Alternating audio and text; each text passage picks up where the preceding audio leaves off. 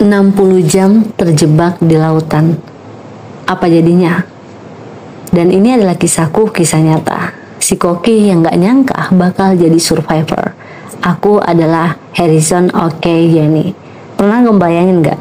Kamu bangun pagi, siap-siap kerja, dan tiba-tiba 2 hari kemudian kamu terbangun di dasar laut, sendirian, gelap, dan cuma pakai celana dalam. Kedengarannya kayak plot film survival yang absurd, tapi ini beneran kejadian di hidupku. Aku terjebak di kapal yang tenggelam selama 60 jam. Dan ini kisahku, kisah nyata. Aku adalah Harrison Okoye. Hari itu harusnya kayak hari-hari biasa, dimana aku kerja sebagai koki di kapal tunda Jazz Convoy yang lagi ada di lepas pantai Nigeria. Dan tugas utamaku masak buat kru kapal. Pagi itu aku bangun lebih awal, nyiapin sarapan, dan gak ada yang aneh. Lautnya tenang, cuaca cerah, dan aku sempat berpikir sepertinya ini hari bakal jadi hari yang gampang. Dan sebelum mulai masak, aku mampir ke toilet. Nah, siapa sangka keputusan kecil ini, simple ini, bakal bikin aku terjebak di dasar laut. Gak ada yang aneh, tiba-tiba saja kedengaran suara bang. Aku ngerasa kayak kapal diguncang keras banget sebelum sempat benar-benar mencerna apa yang terjadi. Dan kapal udah mulai miring. Dalam hitungan detik, aku mulai sadar. Kapal ini tenggelam. Aku masih di toilet waktu itu. Dan aku masuk dari segala arah, aku panik, tapi aku gak bisa lari kemana-mana. Aku cuma bisa menempel di dinding sambil berdoa sampai akhirnya gelap. Beberapa menit atau mungkin jam, aku juga nggak tahu persis. Kemudian aku mulai sadar, anehnya aku nggak tenggelam, aku masih hidup. Ternyata di tengah kapal yang udah tenggelam itu ada satu ruang kecil yang keisi udara, dan aku terjebaklah di situ, di dasar laut 30 meter di bawah permukaan. Aku duduk di situ sendirian cuma pakai celana dalam. Ya, nasibku, pikirku seperti itu. Bisa dibilang aku mengalami 60 jam paling absurd dalam hidup. Gelap total, dingin, dan aku bisa dengar suara air yang masuk pelan-pelan ke kapal. Kadang aku dengar suara ikan yang berenang, dan aku tahu itu bukan ikan biasa. Itu suara ikan yang makan kru kapal yang gak selamat. Ya, aku tahu itu seram, tapi mau gimana lagi?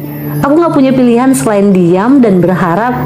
Aku mulai ngomong sendiri biar gak gila. Ngomong ke diri sendiri soal makanan, keluarga, atau sekedar ngebayangin aku lagi tidur di kasur rumah. Kadang aku ketiduran, tapi setiap kali aku bangun aku cuma berharap udara di ruang itu masih ada.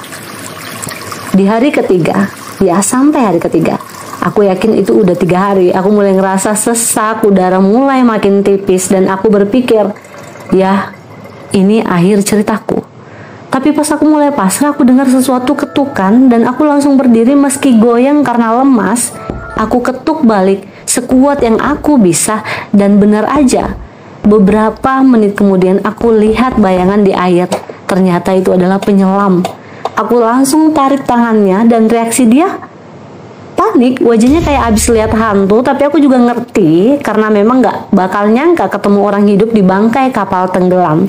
Ternyata nyelamatin aku bukan hal gampang, karena udah terlalu lama di bawah tekanan laut. Kalau aku langsung ke permukaan, bisa-bisa aku kena dekompresi, dan mereka harus pakai cara khusus untuk bawa aku naik pelan-pelan.